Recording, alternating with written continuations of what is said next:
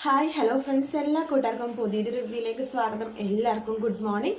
അപ്പോൾ നമ്മുടെ സരിയു അങ്ങനെ പ്രസവിച്ച് രാഹുലിനാണെങ്കിൽ ഇടുത്തി വീണ പോലെ തന്നെ തോന്നുവാണ്. എന്നാലും രാഹുൽ തൻ്റെ ശ്രമങ്ങൾ തുടർന്നുകൊണ്ടിരിക്കട്ടോ. എങ്ങനെയെങ്കിലൊക്കെ കുഞ്ഞിനെ സരിയുവിൻ്റെ അടുത്ത് മാറ്റണം. അതിനുശേഷം മനോഹറിന് എന്തെങ്കിലുമൊക്കെ പൈസ കൊടുത്ത് മനോഹറിനെ ഒഴിവാക്കണം. അതിനുശേഷം കിരണിനെയും അതുപോലെ തന്നെ സരിയുവിനെ ഒന്നാക്കാൻ വേണ്ടി തന്നെയാണ് രാഹുലിൻ്റെ പുറപ്പാട്. അതിനുവേണ്ടി സരിയു ഇല്ലാത്ത സമയത്ത് എങ്ങനെയെങ്കിലൊക്കെ ആ കുഞ്ഞിനെ അവിടെ നിന്ന് മാറ്റാം. അത് സരിയു ഉറങ്ങിക്കിടക്കുന്ന സമയത്ത് എങ്ങനെയെങ്കിലും കുഞ്ഞിനെ മാറ്റാം. അതായത് ആരെങ്കിലൊക്കെ വീട്ടിൽ കുഞ്ഞിൻ്റെ അടുത്ത് പോവാ അങ്ങനെയൊക്കെ വെച്ചിട്ട് നമ്മുടെ രാഹുൽ ഭയങ്കരമായിട്ട് ഇങ്ങനെ കാത്തിരിക്കുകയാണ്. അതിലേറെ കുറെയൊക്കെ രാഹുൽ വിജയിക്കുന്നുണ്ട് കേട്ടോ. കാരണം എന്ന് വെച്ച് കഴിഞ്ഞാൽ നമ്മുടെ രാഹുലിനെ സഹായിക്കാൻ രൂപയില്ല. മാത്രമല്ല ഡോക്ടറോ വേറെ ആരും ഇല്ലാത്തത് കൊണ്ട് തന്നെ ഇനിയിപ്പോൾ ഗുണ്ടകളുടെ സഹായം ഇല്ലാതെ രാഹുൽ വേറെ ആരുടെ സഹായം തേടില്ല. അതുകൊണ്ട് ഗുണ്ടകളെ അയപ്പിച്ചിട്ട് സരിയുടെ കുഞ്ഞ് അവിടെ നിന്ന് എടുക്കാൻ എല്ലാ കാര്യങ്ങളും രാഹുൽ ചെയ്യുന്നുണ്ടാവും. പക്ഷെ അതൊക്കെ എന്തൊക്കെ ചെയ്താലും കിരണും കല്യാണിയും അതുപോലെ തന്നെ രൂപയൊക്കെ ആ കുഞ്ഞിന് ചുറ്റുള്ളത് കൊണ്ട് തന്നെ ആ കുഞ്ഞിനെ സരിയുവിന് തന്നെ കിട്ടുമെന്നുള്ള കാര്യത്തിൽ ഒരു സംശയവും വേണ്ട. അങ്ങനെ പ്രകാശിന്റെ കല്യാണ ദിവസം ഇങ്ങനെ അടുത്ത് വരും കേട്ടോ. പ്രകാശൻ കാർത്തികയോട് ചോദിക്കുന്നു, മോളെ കല്യാണ ദിവസമൊക്കെ അടുത്തു, മോളുടെ അമ്മ ഇനിയെങ്കിലും എൻ്റെ മുമ്പിലേക്ക് വരുമോ? അച്ഛൻ കല്യാണത്തിന് ആ ദിവസം അച്ഛൻ അമ്മേനെ കാണുള്ളൂ രജിസ്റ്റർ ഓഫീസിൽ. അച്ഛൻ എത്ര മുമ്പ് ഞാനും അമ്മയും അവിടെ ഉണ്ടാകും എന്ന് കേൾക്കുമ്പോഴേക്കും പ്രകാശന് വളരെ സന്തോഷം തോന്നുവാണ്. അങ്ങനെ കല്യാണത്തിന്റെ തലേ ദിവസം പ്രകാശൻ ഭയങ്കര അടിച്ചു പൊളിച്ച് പൈസ അങ്ങോട്ട് ദൂർത്തടിക്കുക കേട്ടോ. അങ്ങനെ വില കൂടിയ മദ്യങ്ങളും അതുപോലെ തന്നെ സംഭവങ്ങളൊക്കെ വാങ്ങിച്ചിട്ട് പാട്ടും ഡാൻസൊക്കെ ആയിട്ട് പ്രകാശനും വിളിച്ച് രണ്ട് മൂന്ന് കൂട്ടുകാരന്മാരും രാജപ്പനും ഒക്കെ ഉണ്ട്. അങ്ങനെ അവരൊക്കെ മദ്യമൊക്കെ കഴിച്ചിട്ട് അങ്ങനെ ഡാൻസ് കളിച്ച് ആഘോഷിക്കുകയാണ്. കൂടെ വിക്രവും ഉണ്ട്, അമ്മുമ്മയുണ്ട്. അവർ സ്പെക്സ് ഇങ്ങനെ കണ്ണാടയൊക്കെ വെച്ചിട്ട് ഡാൻസ് കളിക്കുവാണ്. അങ്ങനെ പ്രകാശം വല്ലാത്ത സ്വപ്നം കാണുന്ന പ്രകാശം പറഞ്ഞു, എടാ മോനെ എൻ്റെ വിവാഹമാണ് നാളെ, ഇനിയിപ്പോൾ എൻ്റെ വിവാഹം കഴിഞ്ഞ് ഞാനും ലക്ഷ്മിയും കൂട്ട് നിനക്ക് നല്ലൊരു പെണ്ണിനെ അന്വേഷിച്ച് കണ്ടുപിടിക്കും, നീ അതിനെ സമ്മതിക്കുമെന്ന് പറയുമ്പോൾ വിക്രം പറയുന്നുണ്ട്, അച്ഛനും അതുപോലെ തന്നെ എൻ്റെ ഇനി വരാൻ പോകുന്ന അമ്മയുണ്ടല്ലോ ലക്ഷ്മി അമ്മയും കൂടി ഏത് പെണ്ണെ ചൂണ്ടിക്കാണിച്ചാലും ഞാൻ ആ പെണ്ണെ കല്യാണം കഴിക്കും എന്നൊക്കെ പറയണം. അങ്ങനെ പ്രകാശം വല്ലാത്ത സന്തോഷമാവാണ്. അങ്ങനെ ആഘോഷമാക്കാൻ കഴിയുമ്പോൾ പ്രകാശം വേണ്ട. അപ്പം എല്ലാവരും നാളെ രാവിലെ തന്നെ രജിസ്റ്റർ ഓഫീസിൽ എത്തണം. ഇനി എല്ലാവരും പ്രത്യേകം വിളിക്കണമെന്നില്ല. രജിസ്റ്റർ ഓഫീസിൽ കല്യാണം കഴിഞ്ഞിട്ട് നേരെ 3 സ്റ്റാർ ഹോട്ടലിലാണ്, വീനസ് ഹോട്ടലിൽ ഫുഡും കാര്യങ്ങളൊക്കെ ഉണ്ട്. ബാക്കി വരുന്ന ഫുഡൊക്കെ എല്ലാവരും പൊതിരെടുത്തോണ്ട് പോയിക്കോ, ഒരു കുഴപ്പമില്ല എന്നൊക്കെ പറഞ്ഞിട്ട് പ്രകാശം വീണ്ടും ബഡായൊക്കെ പറഞ്ഞുകൊണ്ടിരിക്കുക കേട്ടോ. അങ്ങനെ നമ്മുടെ അമ്മ പറയുന്നത്, പ്രകാശം നാളെ കല്യാണമാണ്, കിടന്ന് ഉറങ്ങാൻ നോക്ക്, നാളെ നിന്നെ ലക്ഷ്മി കാണുമ്പോൾ നല്ലൊരു ഗ്ലാമർ ലുക്കിൽ കാണണ്ടേ, അപ്പം നീ കുടിച്ചും അതുപോലെ ഉറക്കമൊന്നുമില്ലാണ്ട് ഇതിൻ്റെ തന്നെ ശരിയാവില്ല, നാളെ രാവിലെ ആകുമ്പോൾ നിനക്ക് ആ ഒരു ലുക്ക് കിട്ടില്ലടാ പ്രകാശ, പോയി കിടന്നുറങ്ങാം. അത് ശരിയാണ് അമ്മ പറഞ്ഞത്, ഇന്ന് ശരിക്കും കിടന്നുറങ്ങണം, 10 മണിക്കൂറെങ്കിലും നീ കിടന്നുറങ്ങണം, അതേ സമയം ഇപ്പോൾ 9 മണി ആവണുള്ളൂ, പോയി കിടന്നുറങ്ങടാ എന്നൊക്കെ പറയണം. നാളെ 11 മണിക്ക് രജിസ്റ്റർ ഓഫീസിൽ എത്തേണ്ടെന്ന് പറയും. അങ്ങനെ പ്രകാശ് വീണ്ടും ലക്ഷ്മിനെ വിളിക്കുന്നുണ്ട്. ആ പ്രകാശിയുടെ പറ നാളെ രാവിലെ 11:30 മുഹൂർത്തം, ലക്ഷ്മി എപ്പോഴാണ് എത്താൻ ചോദിക്കുക. ഞാൻ 11 മണിക്ക് തന്നെ രജിസ്റ്റർ ഓഫീസ് എത്തും പ്രകാശേട്ടാ, ഞാൻ കേരളത്തിൽ എത്തിയിട്ടുണ്ട് എന്ന് പറയണേ. കേരളത്തിലെത്തിയോ? പിന്നല്ലാതെ ഇന്ന് ഉച്ചയ്ക്ക് തന്നെ ഞാൻ കേരളത്തിലെത്തി, പക്ഷെ നാളെ രാവിലെ ഞാൻ പ്രകാശിനെ കാണാൻ വേണ്ടി അങ്ങോട്ടേക്ക് വരാം, രജിസ്റ്റർ ഓഫീസ് നമുക്ക് ഒരുമിച്ച് കാണാം എന്നൊക്കെ പറയണേ.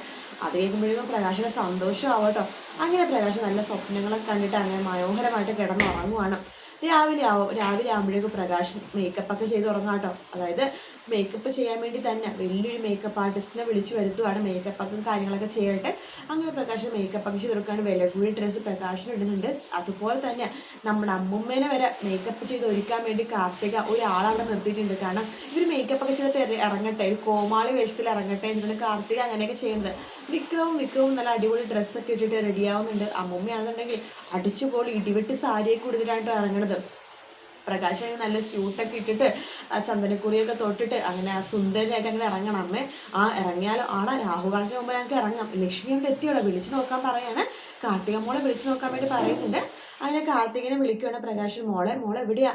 അച്ഛ ഞങ്ങളുടെ അമ്മേനെ റെഡി ആയിക്കൊണ്ടിരിക്കുക, ബ്യൂട്ടീഷ്യനൊക്കെ ഉണ്ട്, ഞങ്ങളൊരു 11 മണിയാകുമ്പോൾ എത്തും. അച്ഛനോ? ഞങ്ങളൊരു 11:30 മോളെ മുഹൂർത്തം, 11 മണിയാകുമ്പോഴേക്കും ഞങ്ങൾ എത്താം എന്ന് പറയാണ്. ശരി, അച്ഛൻ കുറച്ച് നേരത്തെ വാ, അച്ഛനും അമ്മക്കൊക്കെ എന്തെങ്കിലും സംസാരിക്കണമെങ്കിൽ സംസാരിക്കാമല്ലോ, നിങ്ങൾ ആദ്യമായിട്ടല്ലേ കാണുന്നത്. അതേ മോളെ എന്ന് പറയാണ്. അങ്ങനെ നമ്മുടെ പ്രകാശൻ അമ്മയുടെ പറഞ്ഞു, അമ്മേ അവർ 11 മണിയാകുമ്പോഴേക്കും എത്തും, നമുക്ക് ഇറങ്ങണമെന്ന് പറയാണ്. ആടെ പ്രകാശൻ അതിന് നമുക്ക് ഇറങ്ങാം, എടാ ദൈവത്തോടൊക്കെ പ്രാർത്ഥിച്ചിട്ട് ഇറങ്ങുന്നൊക്കെ പറയാണ്. അങ്ങനെ അവിടെ ദൈവങ്ങളോടൊക്കെ പ്രാർത്ഥിച്ചിട്ട് പ്രകാശനും വിക്രവും അതുപോലെ തന്നെ അമ്മൂമ്മയും കൂടിയിട്ട് അവിടെ നിന്ന് വീടൊക്കെ പോയിട്ട് അങ്ങനെ സന്തോഷത്തോടു കൂടി തന്നെ ഇറങ്ങുവാട്ടോ. ഈ സമയം തന്നെ കിരണും കല്യാണിയും അതുപോലെ തന്നെ ദീപയും കൂടി ഇറങ്ങുന്നുണ്ട്. അപ്പൊ ദീപ പറഞ്ഞു ഞാൻ വരുന്നില്ല എന്ന് പറയാണ്. അമ്മ വരണം, അയാള് നാണം കെട്ട് ചൂളി പോണ ഭാഗം അമ്മക്കും കാണണ്ടേ, വാ എന്ന് പറയാണ്. ശരി എന്ന് ഞാനും വരാമെന്ന് പറയണ്ട. അങ്ങനെ കിരണും കല്യാണിയും ബൈജുവും എല്ലാവരും കൂടി ഇറങ്ങുവാട്ടോ. അപ്പൊ കുഞ്ഞിനെ രൂപയുടെ കയ്യിൽ ഏൽപ്പിച്ചിട്ട് എല്ലാവരും കൂടി ഇങ്ങനെ ഇറങ്ങുന്നുണ്ട്. അവർ റെഡി ആയിട്ടൊക്കെ തന്നെയാണ് വരുന്നത്. കല്യാണമല്ലേ, റെഡി ആയിട്ടൊക്കെ പോയേക്കാമെന്ന് വെച്ചിട്ട് അവരും റെഡി ആയിട്ടൊക്കെ തന്നെയാണ് പോണത്. അങ്ങനെ രജിസ്റ്റർ ഓഫീസിൽ നമ്മുടെ പ്രകാശനും അതുപോലെ തന്നെ അമ്മൂമ്മയും വിക്രവും ഒക്കെ എത്തുന്നുണ്ട്. അവരെത്തിക്കഴിയുമ്പോൾ തന്നെ അവർ പറയണ്ടടാ കാർത്തിക മോളും ലക്ഷ്മി ഇതുവരെ എത്തിയില്ലല്ലോടാ, അച്ഛൻ വിളിച്ചു നോക്കാച്ചെന്ന് പറയാണ്. അവർ വിളിക്കുമ്പോഴേക്കും 5 മിനിറ്റ് പ്രകാശേട്ടാ ഇപ്പം എത്തും എന്ന് ലക്ഷ്മി പറയാട്ടോ.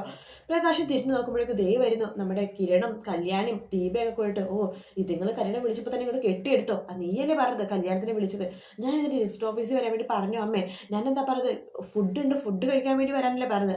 എന്തെങ്കിലും ആട്ടോടാ, ലക്ഷ്മിയുടെ ആ ഒരു രൂപവും ആ സ്വർണ്ണമൊക്കെ കിട്ടുമെന്ന് ലക്ഷ്മി മേക്കപ്പ് ഒക്കെ ചെയ്തിട്ട് സ്വർണ്ണമൊക്കെ കിട്ടുമെന്ന് ലക്ഷ്മിനെ കാണുമ്പോൾ ആ ദീപയുടെ കണ്ണ് തള്ളത് നമുക്ക് കാണണ്ടേ, അവരോട് ഇരിക്കണത് തന്നെയാണ് നല്ലത് എന്ന് അമ്മൂമ്മയും പറയുവാണ്.